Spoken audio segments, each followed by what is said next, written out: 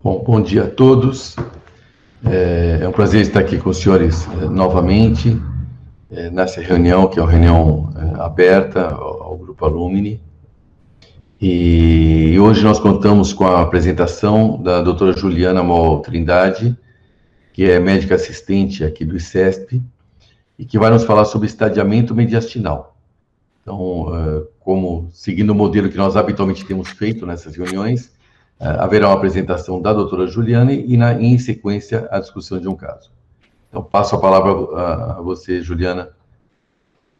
Bom dia a todos. Como o professor Paulo falou, eu sou médica assistente do grupo de cirurgia torácica do HC, e o tema que me foi dado foi estadiamento mediastinal invasivo. É um tema de grande interesse para mim, principalmente por trabalhar no ICESP, por trabalhar diretamente tanto na cirurgia torácica quanto na endoscopia respiratória realizando em BUS. Então, vou falar um pouquinho mais sobre o estadiamento mediastinal. Não tem conflito de interesse. Então, começando uma revisão sobre o tema, o câncer de pulmão é a principal causa de morte relacionada por câncer no mundo. E o estadiamento é a classificação do tumor conforme a invasão local, regional, mediastinal ou a distância. E a escolha do tratamento e o prognóstico em relação direta com esse estadio do tumor. Então, a gente está começando a falar por que é tão importante o estadiamento mediastinal. Isso tudo começou ainda no início do século passado, sendo que a classificação TNM, de acordo com o primário, metástase regional ou a distância, para o câncer de pulmão foi primeiramente proposta na classificação TNM em 1966.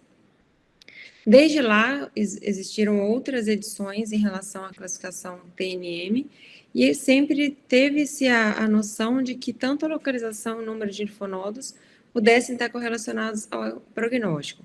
Especificamente em relação ao estadiamento mediastinal, o que a gente vai focar aqui é no descritor N, que é dos linfonodos, que é muito importante o estudo dele para avaliar os resultados do tratamento, conforme a gente falou, o estadiamento e tratamento está correlacionado ao estadio daquele tumor do paciente. Tendo esse N bem documentado e bem avaliado, a gente pode comparar resultados de populações diferentes. Além disso, a gente consegue desenhar e realizar estudos que sejam mais fidedignos e comparáveis entre as populações. E, além disso, a gente consegue, principalmente hoje, quando a gente vê o avanço das terapias, a gente selecionar aquele melhor tratamento individualizado pelo paciente. Como eu falei, desde 66, o estadiamento vem sendo realizado e atualizado anualmente, até que em 98, a Associação Internacional para o Estudo do Câncer de Pulmão, a IASC, resolveu fazer um estadiamento que fosse único, através do projeto de estadiamento de câncer de pulmão, e aí lançou, na 7ª edição, um estadiamento que fosse uniforme. Até então existia a classificação japonesa de Naruki e a classificação americana, que não necessariamente eram correspondentes. Como racional para esse estadiamento linfonodal, segue-se a drenagem linfática dos lobos, que é específico para cada um, e além dessa drenagem linfática, que seria direta, também existe até 26% de skip metástases. Isso é, a drenagem para o mediastino sem acometimento dos linfonodos hilares ou interlobares.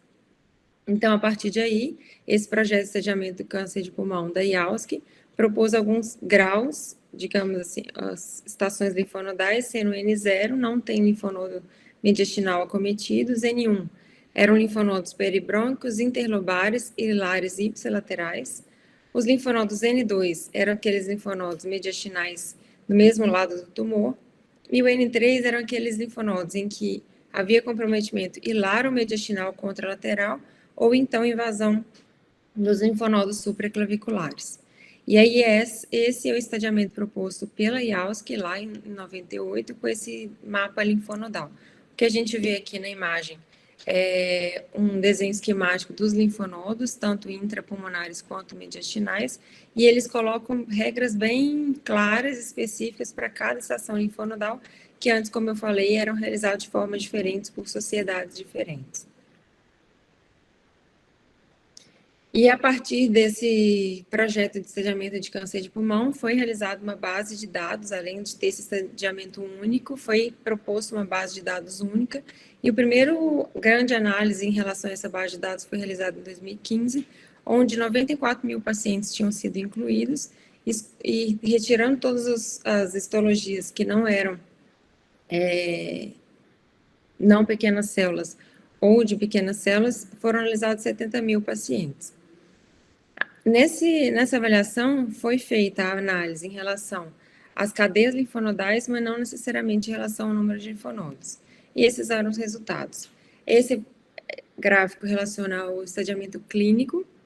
Então, o que a gente vê é que quanto maior o estadiamento, acometimento linfonodal, pior a sobrevida do paciente, e o mesmo foi observado em relação ao estadiamento patológico, quando o tumor é ressecado, independente da ressecção do tumor ajustado. Então, quanto maior o acometimento linfonodal mediastinal, pior era a sobrevida, e isso tinha relação estatística. E aí, já nessa época que a gente chegou a falar sobre as discussões sobre não só a localização, se os números de linfonodos teriam algum impacto nessa sobrevida, o que a gente vê é que eles fizeram uma classificação não só em relação à localização, mas também o número de linfonodos acometidos. O que a gente vê é que quanto mais linfonodos, a gente já sabia em relação à sobrevida, e que existe sim relação direta em relação ao número.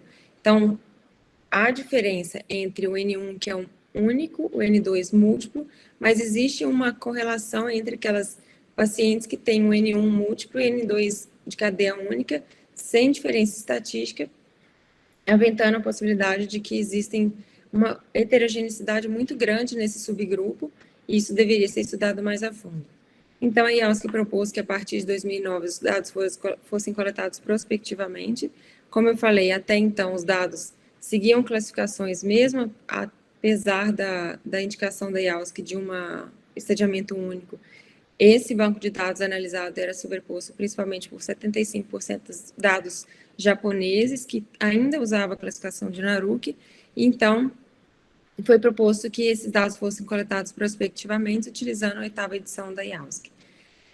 Para a avaliação adequada dos linfonodos mediastinais, foi proposto que na linfadenectomia fosse realizado pelo menos retirada de 6 cadeias linfonodais, pelo menos 3 da cadeia N1, 3 da cadeia N2, e além da localização, que fossem mensurados também o número de linfonodos, e assim como a gente pudesse detectar as metástases que pulassem aquelas cadeias N1.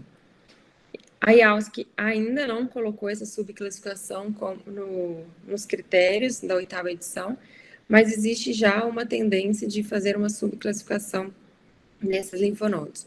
E aí, nessa tendência, esse grupo coreano usou o banco de dados da IASC deles, com 1.228 pacientes com N1 ou N2 confirmados, para realizar essa análise. Então, eles fazem uma análise com essas 5 subclassificações que eu falei, né? O N1A seria o N1 de cadeia única, N1B múltiplo, N2A, quando há um N1 só, mas com skip metástase, um N2, mas com skip metástase, um cadeia N2 único, mas que tivesse o N1 também comprometido, e N2B quando cadeia múltipla.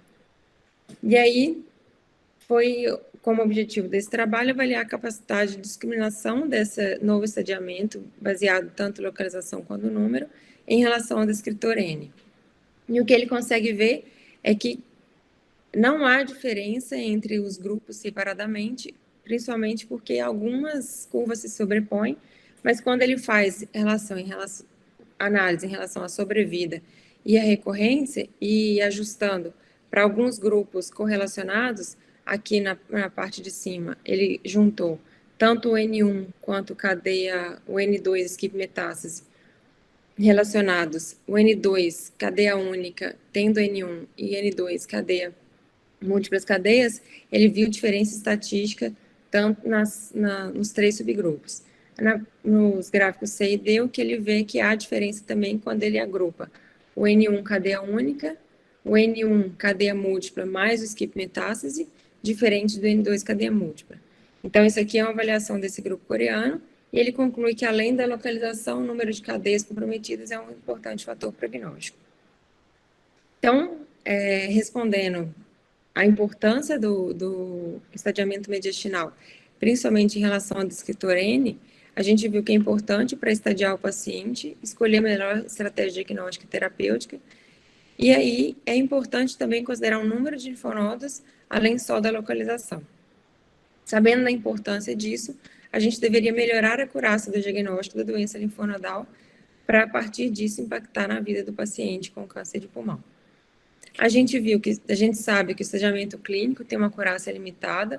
A última meta-análise publicada na Cochrane foi em 2014, em relação ao PET no estadiamento de linfonodal para N2 e N3, e independente do grau de avidez de captação do PET, que pode ser a diferença entre a captação dos linfonodos em relação aos tecidos ao redor, ou SUV, a captação maior ou igual a 2,5, ou então outros critérios utilizados, há uma grande variabilidade em relação à sensibilidade e especificidade do PET, e o que ele conclui é que o PET tem uma acurácia limitada para determinar N2 e N3 de forma clínica e é insuficiente. E ele deveria ser usado pelos guidelines para decidir o próximo passo, se a gente deve fazer o estadiamento mediastinal invasivo ou se por acaso a gente poder ir direto para a cirurgia. A gente já respondeu essa pergunta, por que o estadiamento invasivo, por que o estadiamento mediastinal é importante, porque ele dá informação prognóstica, indica melhor tratamento, e ele, inclusive, evita cirurgia desnecessária quando a gente não sabe dessa invasão linfonodal pré-operatória. Sabendo disso, a gente vai escolher qual o melhor paciente, qual paciente deveria fazer estadiamento invasivo do mediastino. Para isso, a gente vai determinar qual a prevalência de metástases linfonodos mediastinais. Então, o que a gente sabe é que os pacientes com maior prevalência de linfonodos mediastinais devem ser invadidos do mediastino para poder ter avaliação também patológica, além de clínica desse mediastino. Então, se o mediastino está alterado com um N2 ou N3 clínico no PET, a tomografia, ele tem alta prevalência de N2 e N3. Ou então, aquele paciente que tem um mediastino normal, mas que tem o PET, a tomografia, num tumor maior que 3 centímetros, localização central, ou o N1 positivo, tanto no PET quanto na tomografia, temos que avaliar a prevalência desse N2 e N3 ocultos, mesmo que no PET não tenha sido diagnosticado. Então, para um tumor periférico, a gente sabe que a prevalência de N2 e N3 ocultos é em torno de 2,9%. Se o paciente tem tumor maior que 3 centímetros, em torno de 10%. Se tem tumor central, em torno de 21%. E se clinicamente ele é um N1, ele pode ter um N2 e N3 oculto até 24%. Então, nesses casos, retirando o tumor periférico, que tem um N0, que é a prevalência de N2 e N3 oculta é bem baixa, a gente deveria estadiar o mediastino invasivamente e retirar a amostra para análise histopatológica pré-cirúrgica. E como que a gente pode fazer esse estadiamento mediastinal? A gente pode fazer por métodos endoscópicos ou métodos cirúrgicos. Dentre os métodos endoscópicos estão o EBUS, TBNA e o EUS, combinados ou não. E os métodos cirúrgicos, pode ser feito mediastinoscopia, toraxoscopia, Chamberlain, então a gente vai falar um pouco dos principais. O EBUS, para quem não está habituado com isso, é um método endoscópico, de punção por agulha fina. Ele utiliza um broncoscópio flexível e que tem um probe convexo de ultrassom na ponta. Esse probe convexo ele é capaz de fazer uma imagem ultrassonográfica, como a gente vê na imagem da direita.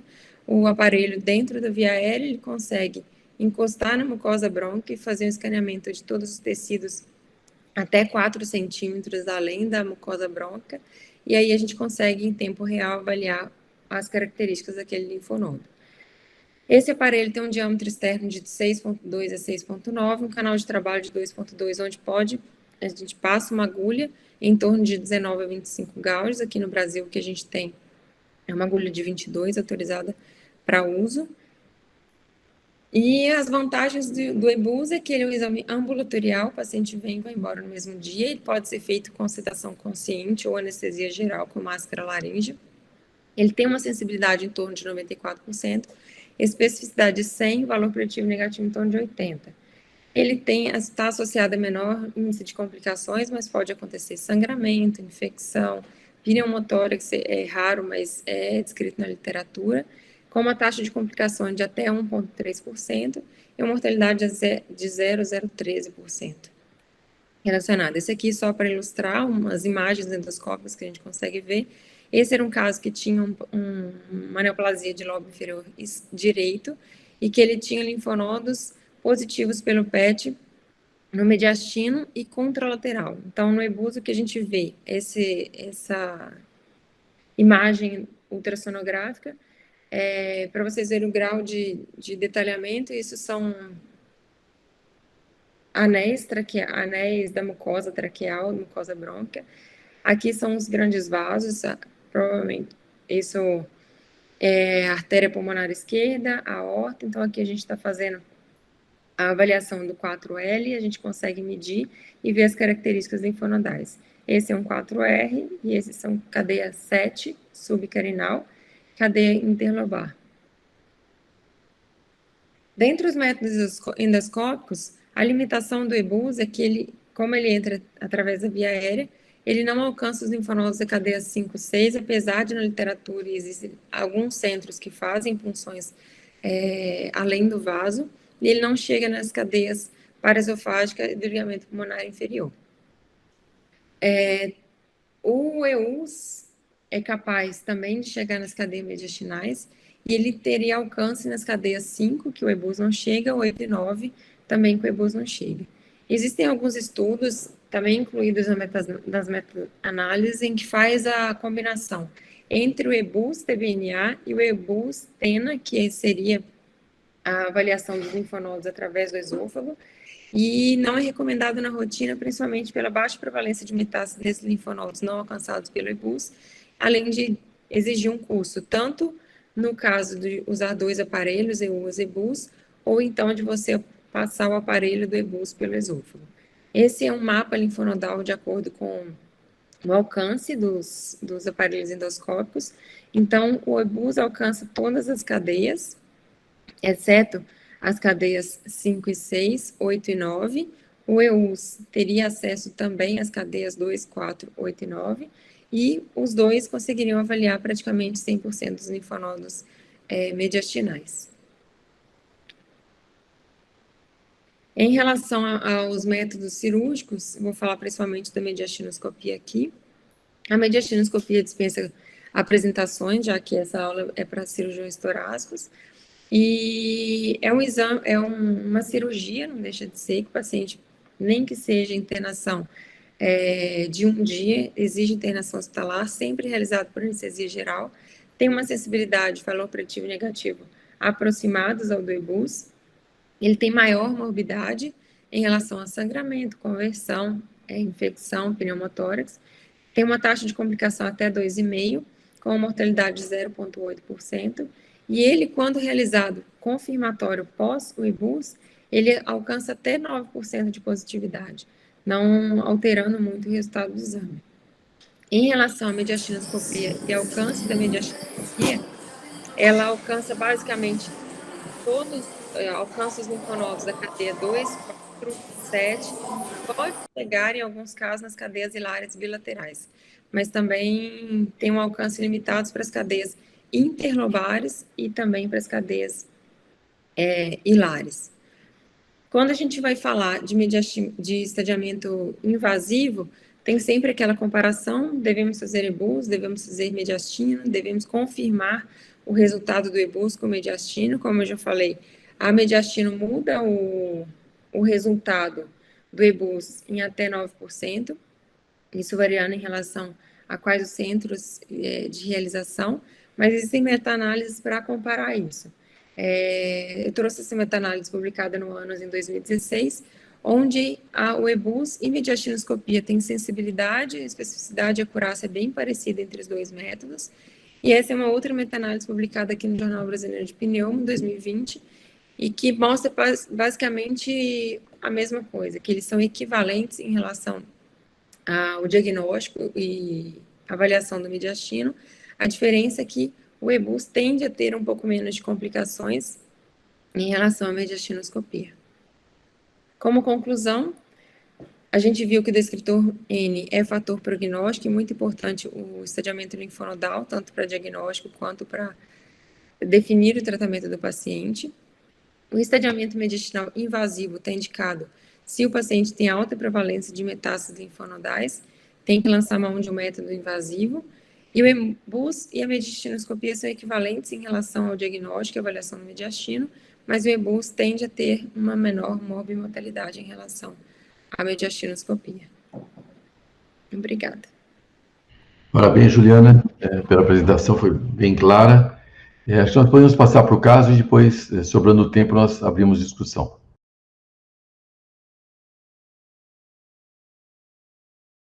Que é a discussão de caso clínico. É um paciente ATA, do sexo masculino, tem 79 anos, é um paciente natural e procedente de São Paulo. Como comorbidades antecedentes, esse paciente tem hipertensão e uso de losartana, vertigem e uso de betaestina, uma hiperplasia prostática benigna e uso de doxazosina, negava cirurgias prévias, nega tuberculose ou contato com tuberculose, e é um paciente ex-tabagista, 20 anos maço, que tinha cessado o tabagismo há 40 anos. A história desse paciente, a primeira consulta no ICESP foi com a equipe da urologia, porque no final de 2019 ele procurou o pronto-socorro com queixa de hematúria, foi feito exames de imagem, foi vista uma lesão na parede lateral direita da bexiga, foi feita a cistoscopia e feita uma biópsia, que veio uma lesão do trilhal, com a pelífera de baixo potencial de malignidade. Nesse caso, ele foi para o ICESP e foi indicado a RTU de bexiga, que veio como um carcinoma urotelial papilífero de baixo grau não invasivo da bexiga. Esse paciente, durante a investigação da uro, tanto no pronto-socorro como na primeira consulta, inclusive solicitada a tomografia, ele teve um achado de um nódulo pulmonar e foi encaminhado para a cirurgia torácica, que foi a primeira consulta em julho, 13 de julho de 2020, onde o paciente negava dispneia, tosse, hemoptise ou perda ponderal. Essa aqui é a tomografia dele do dia 25 de outubro de 2019, quando ele foi no pronto-socorro, em que já era visto, eu coloquei um corte só da lesão, era uma lesão que até o laudo da tomografia, pelo contexto clínico, falava como poderia corresponder a um processo inflamatório infeccioso.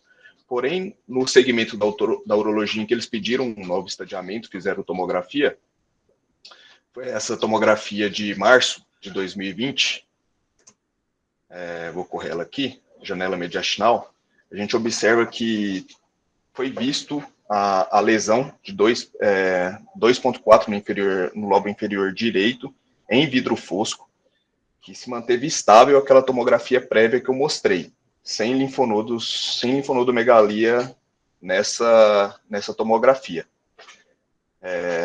Essa é a janela pulmonar, que a gente vai conseguir ver a lesão ali no lobo inferior direito.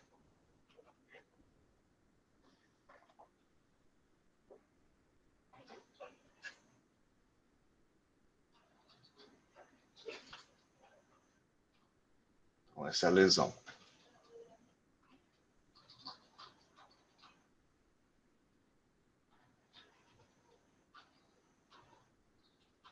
Então, quando esse paciente estava na nossa consulta, a gente optou por ele ter essa lesão em vidro fosco de 2 centímetros, estável, a gente solicitou uma biópsia transtorácica, que foi realizada no dia 28 de julho de 2020, em que a biópsia veio como um adenocarcinoma de padrão lepídico.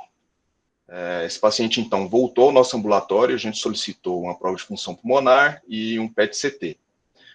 Na espirometria, um CBF de 90% do predito e um BF1 de 92% do predito.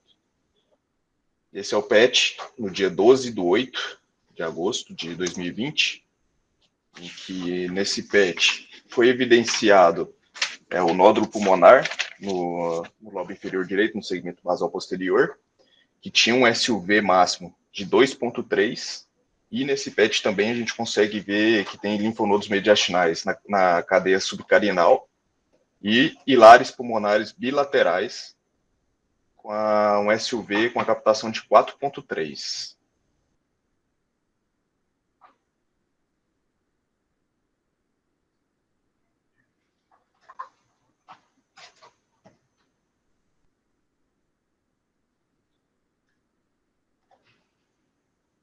Então, esse paciente retornou para o nosso ambulatório com esses achados no PET. e a gente optou pelo estadiamento mediastinal com o EBUS. O EBUS foi realizado no dia 1º de setembro de 2020, que foi realizado funções aspirativas nos linfonodos das cadeias paratraqueal inferior direita, subcarinal e hilar esquerdo, e encaminhado o material para citologia. Nos aspectos ultrassonográficos e da punção das cadeias 11, 7 e 4R sem intercorrência, e os aspectos característicos de benignidade. Até eu coloquei aqui as imagens, a gente vê o primeiro da esquerda é o 4R, da direita o 7, o da inferior esquerdo 10L, inferior direito 11L, em que a gente vê esses linfonodos homogêneos, arredondados, sem necrose, a gente consegue observar o hilo, todos os característicos de benignidade. Da mesma forma foi funcionado e foi enviado para a citologia, em que a cadeia 11L, o linfonodo da cadeia 7 e o linfonodo da cadeia 4R vieram negativos para neoplasia metastática. Dessa forma, ele voltou ao nosso ambulatório, a gente indicou a lobectomia inferior direita, por videotoracoscopia, que foi realizada no dia 12 de novembro de 2020. Na cirurgia foi feita a linfadenectomia das cadeias 2R, 4R, a 7, a 8R, a 9R e a 11R. O procedimento foi sem intercorrência, o paciente foi estubado ainda em centro cirúrgico, foi encaminhado para recuperação anestésica e depois foi para a enfermaria. Esse é o raio-x no POI.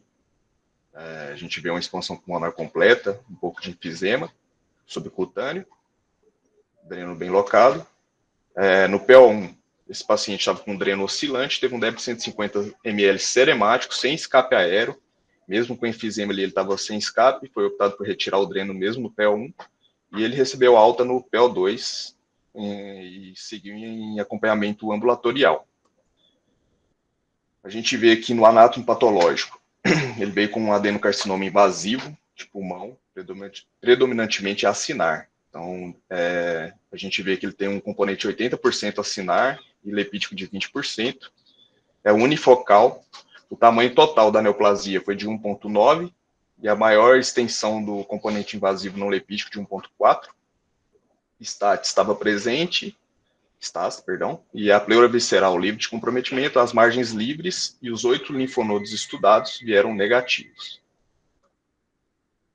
Essa aqui é a tomografia de 30 de dezembro, no acompanhamento ambulatorial. A gente vê que o paciente ocupou toda a cavidade pleural à direita, tem um pequeno derrame pleural à direita, a linha de grampo sem alterações. O paciente segue em acompanhamento ambulatorial com controle tomográfico.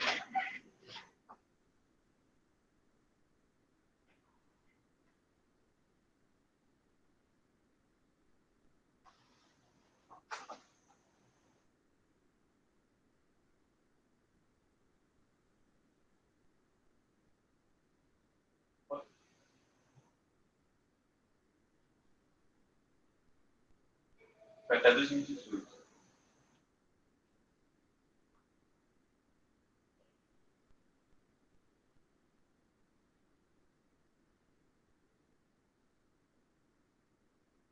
Esse é o caso. Muito obrigado. Juliana, quer fazer algum comentário sobre o caso? A gente escolheu esse caso, professor, principalmente por a gente ver que realmente o estadiamento clínico tem baixa acurácia mesmo, porque o PET era positivo. Nesse caso, mesmo a gente se tratando de um tumor que aparentemente pela tomografia era um vidro fosco puro, apesar de ser um M0, ele tinha um PET positivo. Tinha uma história de neoplasia prévia e uma suspeita de que fosse infeccioso. Quando faz o EBUS, a avaliação do mediastino, a gente tira essa dúvida em relação ao estadiamento mediastinal clínico. E o mais interessante é que quando a gente olha o tumor primário, quando a gente fala que, a princípio, poderia ser um tumor de baixa invasão, que ele seria um vidro fosco, ele representa um componente invasivo no pós-operatório e ainda com estase presente. Eu acho que fica a mensagem aí de que todo tumor a gente tem que avaliar, principalmente qual que é a valência e sempre lançar a mão do sediamento invasivo sempre que considerar necessário, de acordo com os critérios. Parabéns, Pedro, também pela apresentação. E Beruti levantou a mão. Ju, ele tem uma captação importante no PET nos linfonodos. O EBUS foi negativo. Você acha que se justificaria, ainda assim, fazer uma mediastinoscopia para comprovar essa negatividade do EBUS ou não? Não acho necessário nesse momento, primeiro, pela característica do próprio tumor, assim, como a gente falou. Era um tumor periférico, tem um N0, e a gente teria suspeitas outras para esse linfonodo ser positivo. E como eu falei na aula, a mediastina muda a conduta nas melhores séries, assim, até 9%. Então, é considerado aceitável a gente fazer a cirurgia mesmo sem a confirmação com a mediastina. Alguém mais quer fazer algum comentário? Terra? Bom dia a todos, parabéns aí, Ju, pela apresentação, acho que o Carlos também foi excelente. Eu queria fazer um comentário a respeito de algumas outras coisas novas que estão surgindo nesse contexto do estadiamento mediastinal envolvendo imagem. Cada vez mais a imagem nos dá informações mais precisas e uma das coisas que vem se desenvolvendo aí é o uso da radiômica para definição e para avaliação de risco desde real comprometimento do linfonodo por neoplasia, subtipos histológicos. Eu destaco que a gente tem 2 estudos aí que estão sendo desenhados nesse sentido.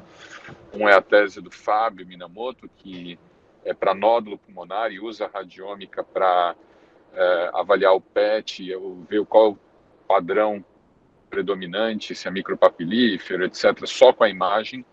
E nós estamos desenvolvendo também essa vertente aí para os linfonodos. Então, para uma análise utilizando a radiômica para definição de suspeita aí, maior ou menor, né, tentando elaborar mais o que seria a avaliação clínica dos linfonodos. Eu acho que esse aí é um outro caminho que tem se trilhado no sentido de fazer uma melhor avaliação linfonodal.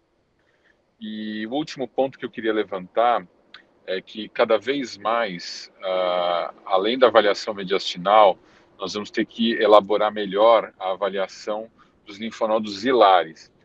Então, se nós formos ver aí para onde está seguindo as terapias perioperatórias, e aí a imunoterapia talvez seja o de maior destaque, e com os resultados que estão sendo bastante entusiasmantes, a determinação do status linfonodal do hilo pulmonar vai se transformar tão importante quanto o do mediastino.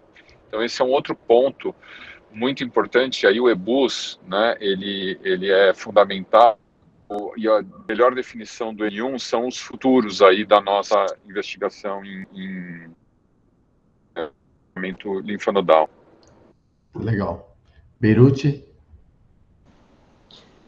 Esses 2 ou 3 dias atrás, houve a reunião do comitê de estadiamento da ELSC para aquelas reuniões para a 9ª edição do estadiamento. E em relação aos linfonodos, muito pouca coisa está sendo proposta para mudar, praticamente nada. Ou seja, nós estamos com um estadiamento linfonodal que veio desde a 7ª edição, só em mais de 15, 16 anos já. E se continua discutindo, se passa a caracterizar eles como estações em vez de regiões, relação entre linfonodos ressecados e comprometidos, há uma avaliação um pouco mais criteriosa do hilo, como o Terra mencionou, mas a verdade é que a grande tendência, me parece, é que nós vamos continuar com o mesmo sistema de classificação para o N.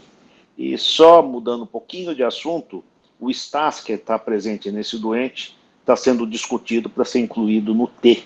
Ou seja, a presença de STAS provavelmente vai categorizar esses doentes num T superior ao que eles realmente são. Legal. O Olavo está levantando o dedo, é isso, Olavo? Parabéns pela apresentação, Juliana e o Pedro. O caso foi muito bem conduzido, né? Todas as etapas do estadiamento, mas eu não me assustei muito com aquela adenomegalia subcarinal, porque no trabalho do Schmidt, mais de 50 cadáveres adultos, nessa faixa etária, a hiperplasia de estiócitos nos linfonodos é muito grande. E a cadeia subcarinal é a cadeia que tem maiores linfonodos na população brasileira examinada. De modo que é comum em pacientes sem neoplasia ter linfonodos gigantes na cadeia 7 e na cadeia 4. São as duas cadeias de maiores linfonodos na população brasileira. Então, eu esperava que, como foi confirmado, que este carcinoma adenolipídico fosse N0, pensando nesse estudo em linfonodos normais. E outra coisa é que se alguém faria segmentectomia nesse caso. Essa é a pergunta aos participantes. Juliana, quer comentar em relação à segmentectomia? Sim, na verdade, em relação aos dois, né? Ali a indicação do PET, do EBUS, nem foi muito pelo tamanho do linfonodo, que realmente não tinha linfonodomegalia, mas era principalmente em relação à captação, que tinha uma captação de 4,9.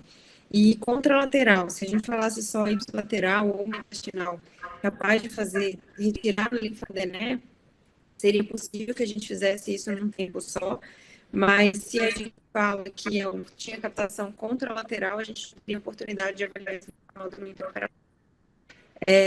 Em relação à segmentectomia, a princípio, pelo tamanho do tumor, eu não faria uma segmentectomia, principalmente agora, é mais fácil falar, principalmente em relação ao STAS, né? A disseminação alveolar, talvez a segmentectomia não tivesse sido um melhor tratamento para esse doente. Tá bom, algum comentário mais, antes de encerrarmos?